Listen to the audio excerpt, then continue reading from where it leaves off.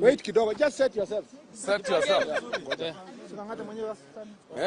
Na Daniel Mule, tunasubiri tu wenzetu pia wapate kujipanga ili tupate kusikia je, usemi wao ni upi kuhusu mkutano huu, na mbona wao wenyewe wameondoka. Wanasema hawajaondoka, lakini tungependa tu tusikie kutoka midomo yao ni yepi ambayo yamejiri katika mkutano huo, kwani imechukua takriban dakika 40 tangu mkutano wenyewe uanze. Ni yepi ambayo yamejiri, na tunataka tu tuwape tu hiyo nafasi wapate kuzungumza. Tunamuona Irungu Kang'ata mwenyewe tayari yako hapa, atasema kama atapatiwa fursa ya kuzungumza, na tuko tayari bado tuko ngoja, unaona wale hawajakuwa ready, hata wanaweka nini?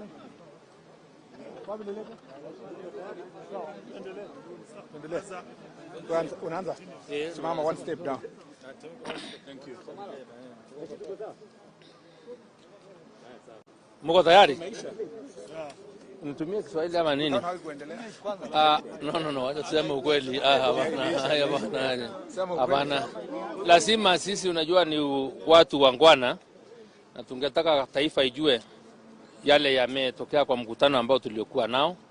Tumekuwa na mkutano ambao ulikuwa umeitwa, na tulifika hapa tukifikiria rais kama kiongozi wa chama atafika, na hatujui ni kwa nini hajafika. Lakini Secretary General ambaye ni Tuju ametueleza ya kwamba amepewa zile nguvu na rais kuweza kuendelesha mkutano ambao ni mkutano, zile agenda wakati tulipoitwa asikuwa tumeelezewa vizuri. Lakini kutokana kwa ule mkutano, agenda ilikuwa ni ya kumng'oa ama kumtimua kiongozi wa wengi katika seneti ambaye ni Irungu Kang'ata kutoka kwa wadhifa wake kama kiranja wa serikali katika bunge ya seneti. Mtajua ya kwamba kuondoa kiranja wa bunge katika seneti kuna ile sheria ambayo iko kwa standing orders ambayo ni lazima ifuatiliwe. Lakini kile kimetushangaza ni kwamba hata Kang'ata mwenyewe hakuandikiwa kuelezewa mashtaka ambayo yamkabili kabla ya kuitwa kwa mkutano huu. Sisi wenyewe hatukuwa tunajua, tunakuja kuelezea ama kujadili agenda ya kumng'oa. Kwa hivyo njia ambayo iliyotumika kuitwa mkutano huu ni njia ambayo sio halali. Na kingine nasema ni kwamba hata kama mambo yakiwa hivyo, na kushaelezea yule chairman wa kikao ambaye alikuwa Tuju, akaamuru ni lazima tuendelee na kujadiliana ili tumuondoe Kang'ata. Sheria yasema ya kwamba lazima maseneta waweke sahihi resolution ya kumuondoa kiranja wa mbunge katika seneti. Na kwa hivyo nafikiria wanatakana watu kama 18 ama kitu kama 7. So sisi wenyewe wale walio hapa tumekataa kuweka hiyo resolution kindole, sababu hatuoni makosa ama sababu ya kumuondoa Kang'ata. Tumewaacha kama wanataka kufanya forgery vile walikuwa wamefanya zile zingine, wao wenyewe wasifanye, tujue watatoa wapi wa kumuondoa Kang'ata, sababu nambari zile ambazo zinazotakikana aziko na hawana na hawatazipata. Kwa hivyo sisi mkutano umeisha, tumeamua tuende, wao waachwe wafanye zile cooking ya upishi wao wa manamba, sababu nafikiria wamekuwa architect, sababu ni chama chetu ambacho akiamini sasa kuna maana ya kutumia sheria. Kwa hivyo umefika wakati wa kutia sahihi katika wakati umefika na ile form ya resolution kupelekwa round, ndio tumeikataa na wao wengine tumewaacha. Kwa hivyo na kulingana vile nambari zilikuwa katika kule nyumba zilikuwa chache sana, kwa hivyo hawawezi kuzipata hizo nambari. Kwa hivyo nitamuomba Bwana Murkomen useme jambo. You can say in English, right? Yes, English. Okay. First of all, we want to say that the events that have happened at KICC here in the Senate PG of Jubilee are regrettable. The party leader promised to attend the meeting, and actually the security and everybody was here waiting for him. I think they never expected that a certain faction of the Jubilee will be attending. And because we came on time, by 10 a.m., they advised the president not to come. And so the president was unable to come because we came in good numbers. As you can see, we are standing here in solidarity with our brother, Senator Kangata. Number two, we were only 24 in the room. And out of the 24, you can see how many of us are here? We are 9, I suspect, yeah. Because I had counted also when we're... Two who have stepped up. Yeah, and Senator Ali of Wajir spoke in the meeting and said if Kangata is going to be removed because of his comments on BBI, he will not sign for his removal. So we are sure that Senator Ali of Wajir walked out in protest and said he's not going to sign the list. So about 10 of us, let me start with that. I will tell you that the Jubilee coalition in the Senate has 38 members. 3 are illegally there because KANU are not supposed to be part of the coalition. The coalition agreement was not sanctioned well. But be it as it may, we have 38 members, including those of KANU who have been accommodated illegally. Of the 38, you need 20 senators to sign the removal of any leader from office. Of the 20 senators, I can tell you without any fear of contradiction that they only have about 15. They cannot fill 20 senators. So what is going to happen this afternoon, most likely, as they have done before, is Speaker Lusaka is going to do his normal fraud to announce figures that do not exist. And I am sure he will not even make a ruling. He will do exactly what he did to us. He will just say, I have received a letter from Jubilee. I am satisfied that the standing orders have complied with, and therefore Senator Kangata has been removed. This is the new normal in this country. It is a paradox, and I want to tell the public for them to appreciate. The meeting was opened. I was given a chance to speak. Senator Langat, Senator Lelegwe, Senator Cherargei, Senator Cheruyot, Senator Ali, Senator Linturi. None of the people who spoke supported the removal of Kangata. All the others just kept quiet. And as I told you, there were few. And the charges, we asked that Senator Kangata be told what are his charges. Well, first of all, they asked Kangata to resign. Kangata said he's not going to resign. We asked that they give us the charges against Kangata. They said that he wrote a letter against the BBI in Mount Kenya region. And we asked them whether they sent a letter of show cause to Senator Kangata. They did not. So we opposed that process, and we asked them to do a proper letter to Senator Kangata to show cause. Let him respond to that letter. Let us be called to listen to the charges against him, and then members will be allowed to vote. The Secretary General was cantankerous, banged tables and terminated the meeting abruptly. And we want to say here that without any fear of contradiction, that this Jubilee Senate team, those who have been chased from various committees, those who have been chased from leadership, we are now more than those who have remained. And now we are going, it's a very sad story of Jubilee. Those who are out are more than those who are in. Because we have an existing caucus, we are going to accommodate Senator Maura and Senator Kangata, and perhaps we will even make Kangata a leader of our caucus now, yeah, of the people who have been removed. And if the Senate was run fairly, we would even be able to produce the majority leader from our caucus and the deputy majority leader and all the leadership of the Senate. So we have we have opposed this process. We are going to stand with Senator Kangata. We are going to oppose any fraudulent process that is going to be brought to the Senate.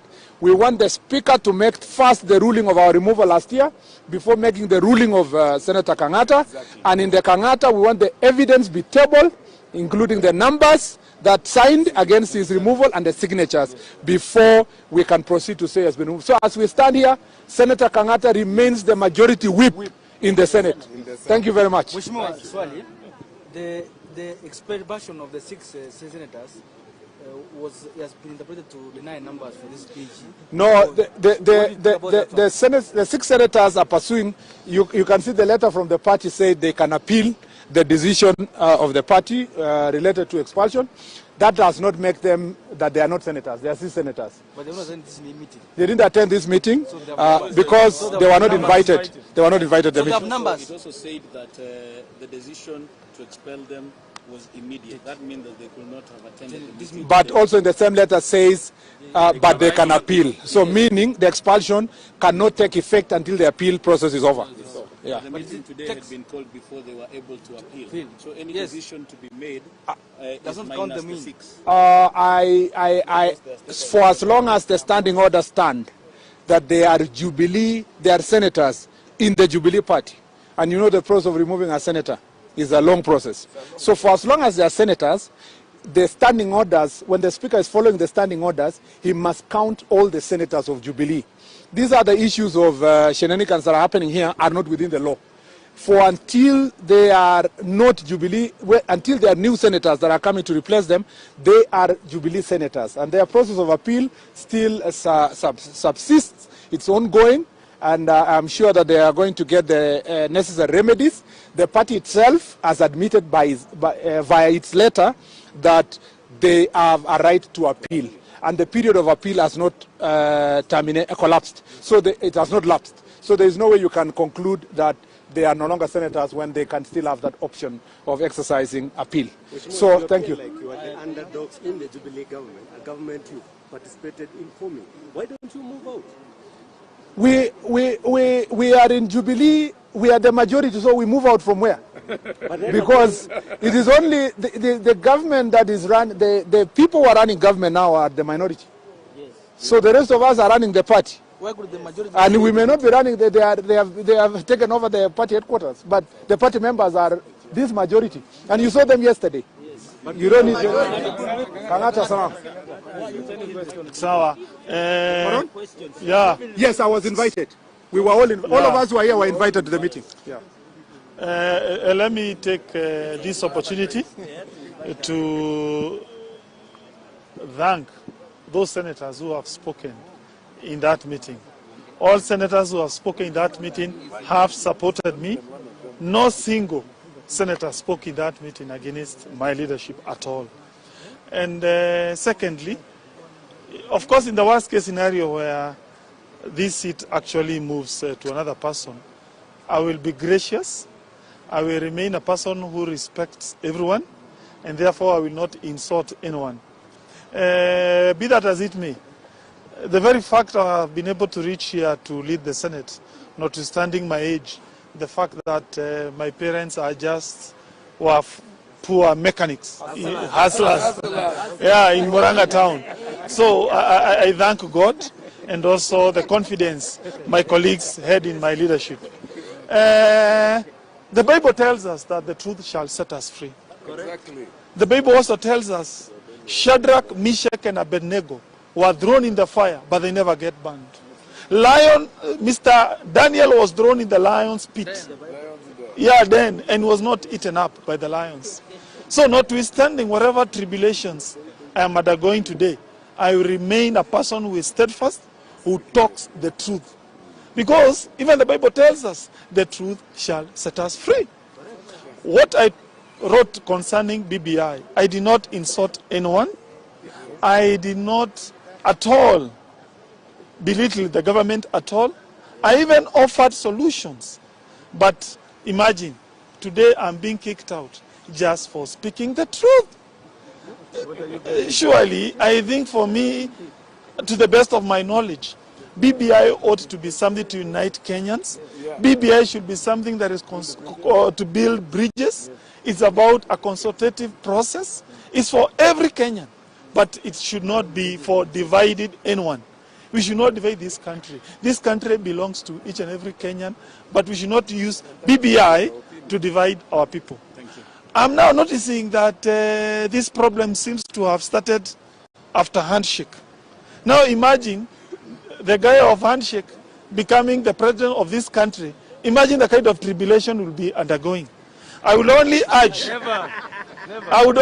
the government only one thing. In my letter, I had urged the government to take care of the people of Mount Kenya region, in particular issues of coffee. Please hasten enactment of the coffee bill. 2, the Tea Act that we passed was never operationalized. Please embed that tea into actual practice. Finally, issues concerning infrastructure in our region, I still insist they need to be completed so that the problems that our people are facing in our region are remedied. Thank you and God bless.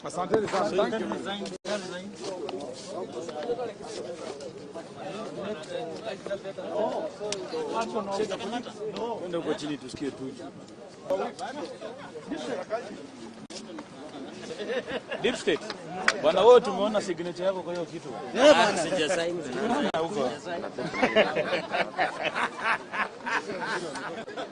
Way because there are more of them.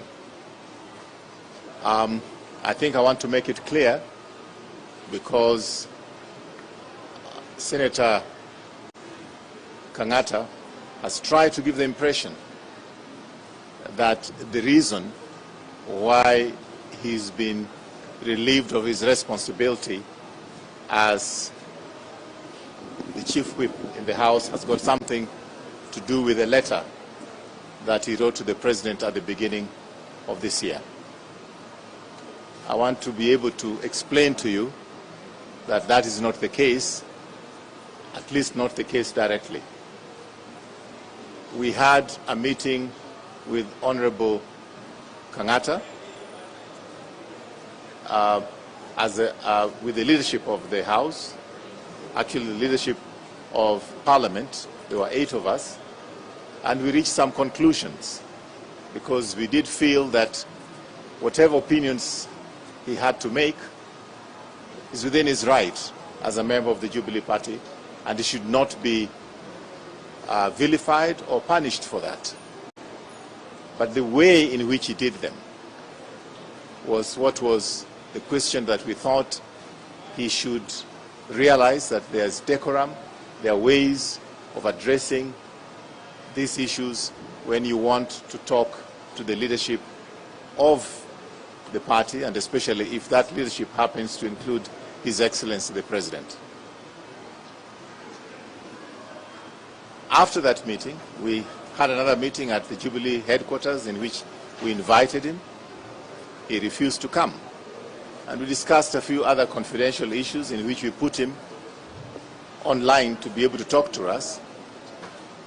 But in a most unfortunate way, he decided to discuss what we discussed in closed meetings outside to the media. That was his biggest failure as far as leadership is concerned.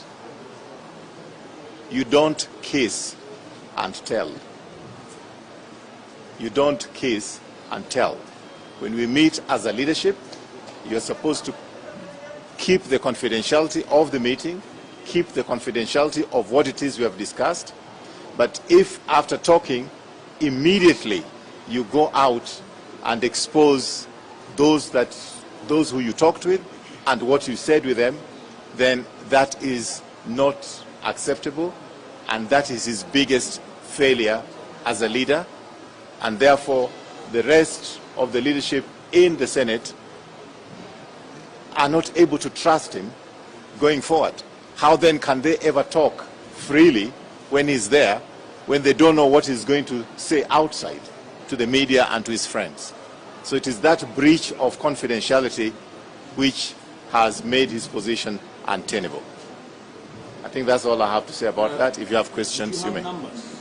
There is an assertion that has been made that you did not have the requisite numbers, and according to their calculation is that Jubilee has 38 senators, and if you were to get him out, you need a resolution by 20 members, and you, according to your own calculation, you had only 15. What did you say about that? Well, it's a little bit difficult for me to get into a debate with people who have already said they are not members of Jubilee Party, and I cannot be really going back and forth in terms of what they have calculated and what conclusions they have come to. It would be inappropriate for me to engage in that. Well, they have exited. what number did you remain with? And what number exactly needs to be there so that such a decision is made? We have a way of ensuring that we get the signatures that we require for the resolution. We have a resolution which we'll be presenting to the Senate. The leadership of the Senate is going to present that to the Senate. And it is not something that we are going to be able to debate with people who say they are not members of the Jubilee Party because they have another party.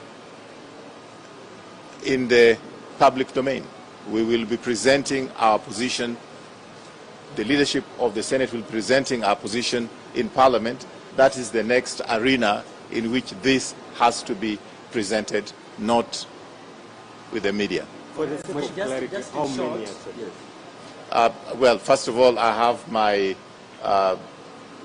majority whip. The deputy majority whip is the one who is working with those figures. I'm waiting for the figures after everybody has appended their signature. Then maybe we'll be able to announce it later in the day, because, for example, there's 1 or 2 members who could not attend because they are very ill, and they asked that the papers be taken to them to sign. But going on a back and forth with the people who are members of UDA to discuss matters of Jubilee is a big joke. So you do not have exact numbers that you... Look, you can try to push me in that direction, my friend, but you're not going to succeed. I happen to have been a journalist like yourself. You'll ask that question in 100 different ways. You'll get the same answers. Let's not waste everybody's time. There's somebody else has another question. Inside there, the list that has been signed excluding those who are sick, when you wanapelekewa hiyo form, how many have you seen? I've not looked at the list yet. With the last PG, How did the resolution... You'll get it from Parliament. with the last PG, I understand you also invited the Deputy President William Ruto. For today, did you invite him?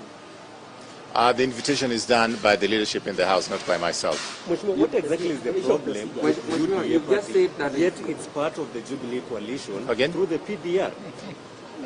You are asking about UDA? Yes. Please ask the question The again. question is, UDA is a member of Jubilee coalition through the PDR. What is the issue with Jubilee Party and Jubilee and PDR, or rather the current UDA, yet it's a coalition partner? Have you seen the deed of the coalition at the Register of Political Parties? Please go and look at that, then you can come ask me that question.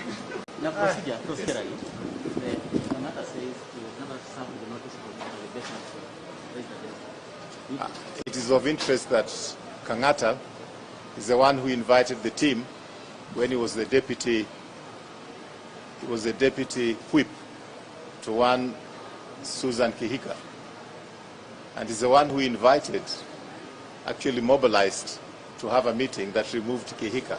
Please ask Senator Kangata what is so different about this case. Can I ask you one friend already? Yes. Thank you very much. Kiongozi wa wengi labda pia. I did not chair the meeting.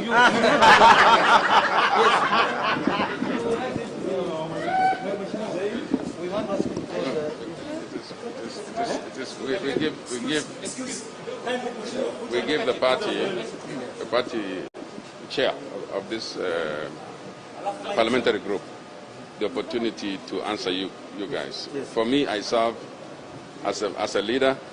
I serve with whoever is coming to replace Kangata. We continue to serve in the House the same way that we've served with Kangata. So yeah. The kind of intimidation that you used to last time is the same as I didn't notice that kind of intimidation. Yeah. What would be different in bringing on board those who some of this meeting? You're right. My duty is to bring everybody on board. Yes. And so after this meeting, that's also my duty, to bring everybody on board, because we need everybody. This is not a situation that is strange to Kenyan politics. I mean, we know that if loyalty is a test, the party decides. I'm there as a servant of the parliamentary group, so I'll just serve and wait to serve with whoever comes in. That's all. Are you going to accommodate the expelled members in the House today? Again, that is written in the rules. I don't admit. There it's a speaker, not me.